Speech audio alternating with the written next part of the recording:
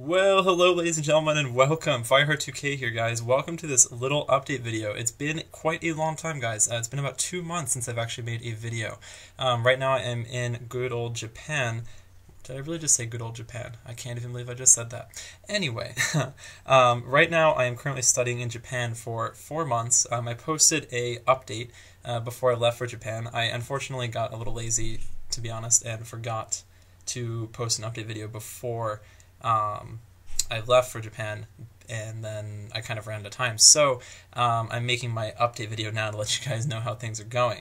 I posted a update for you all on my Facebook page, also on my YouTube page, Twitter, and my Steam group page about a week or two ago, but I'm not sure how many people saw it. So I figured I should make an update video because that's the easiest way for me to get to you all. So in this update video, guys, I'm just going to be talking a little bit about how my time in Japan's been.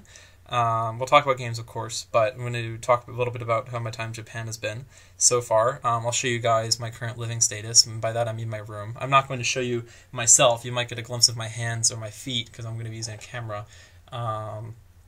But yeah, and then I'll show you guys a little bit of the things that I've bought since I've been here for 2 months. And yeah, and then we'll talk a little bit about what I'll be doing when I return and also when I'll be returning. Okay, so first off, guys, I should be having some pictures displaying right about now.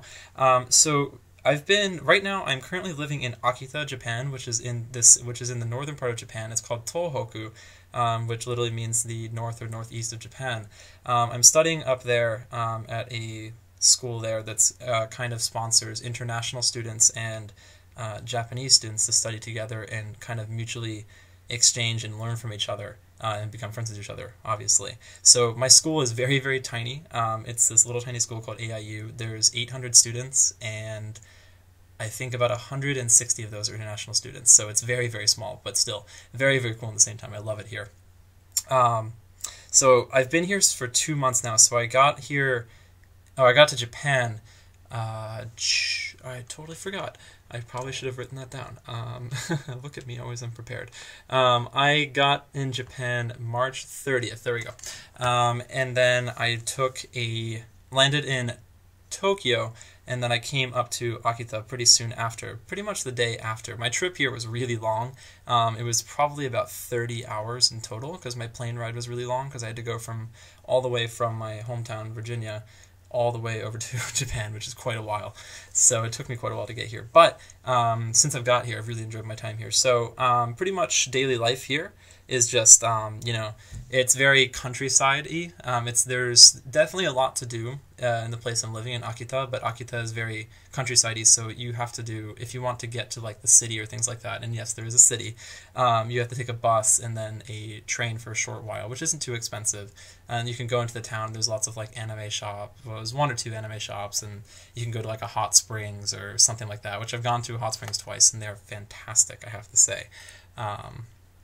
So yeah, and then yeah, just right now, just every day I kind of learn Japanese a little bit. That's my purpose for being here. I'm trying to learn as much Japanese as possible and practice it kind of in my daily life before I come back to the United States. And I'm trying to just learn and see as much about Japan and as much about Japanese culture as I can. And so far been really good. I went to Tokyo a couple weeks ago during a national holiday in Japan called Golden Week. It's a national holiday, so everyone gets it.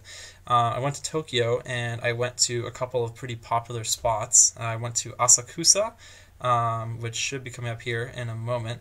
Asakusa is really cool. Over there, you have a very famous place called Sensoji, which is this Meiji era, I believe. Yes, Meiji era temple.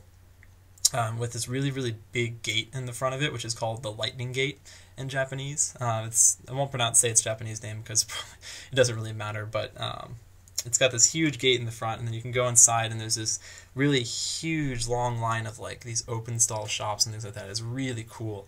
I went in there with a friend of mine who was kind of my guide for the day. And then I saw some stuff there. I bought some gifts, or omiyagi, as we call them in Japanese. They're like gifts for people back at your home state, or gifts to like give people when you go to their house, things like that. And then I went in there. That was really cool. And then I went to Kamakura, which is this really awesome place down in the southern part of Tokyo. It's actually not technically in Tokyo. It's part of this area called Kanagawa, to the south of Tokyo. And there I saw a bunch of awesome like temples and shrines and things like that. There's one that's called the Hachimangu, which is a shrine dedicated to a Japanese Shinto god of war and archery. It was really awesome. A couple pictures will pop up for that. That place is awesome. Like I saw, they have this really huge. All the Shinto temples have like these really cool, like awesome gates that are up in the front of them, and then they always have like really long walkways leading up to them, which is really cool. And then I also saw the Daibutsu, which literally means in English like big Buddha, essentially, and it's this really huge like temple with like a hollowed out Buddha statue. It's really cool. And it was a lot bigger than me, obviously. So going up, you're allowed to go up to it. You can't touch it, but you can go up to it. And then if you pay a little bit, you can go inside and see, which I didn't do because I was told it wasn't that interesting if you went inside. But still, the fact that like you have this like really, really old like big statue of Buddha, this like sitting all chill, like, you know, crossing his legs and all that, it was really cool. I had a lot of fun there. And then of course I also went to Shinjuku, and I saw a gigantic Godzilla head that is just sticking out of a building. It's pretty cool. I didn't expect to find it. I had heard about it, and I kind of looked around for it a little bit, but I thought I wasn't going to find it. And then right as I was actually leaving Shinjuku, I saw it out of the corner of my eye, and managed to get a picture of it, which was pretty cool. And then I also went to Shibuya, and I took a picture or two of Shibuya Crossing. I didn't stay there very long. I kind of just took pictures of Shibuya Crossing just because, like, I think that's the very foreigner thing to do, which is not necessarily what I want to do in Japan, like, act like a foreigner, because I, you know, want to act a little Japanese. So, I did that, and then I went straight to, after that, actually, to Akihabara, and over in Akihabara, which is, of course, like, haven for, like, manga, anime, games, things like that. And Akihabara, I bought a few things. I bought a couple of manga that I like, manga. And then I also bought one or two games, which I'll show you guys in a minute. I'll show you guys what the things I bought. Oh, and also in Asakusa, I actually managed to buy a kimono, or a yukata, which is a cotton version of a kimono. It's cheaper. And a couple of things like that, which is really cool. So up in my entire time here has been awesome so far. So yeah, so I will show you guys my presents in just a minute. Let me actually go get my camera, and then I'll be right back with you guys.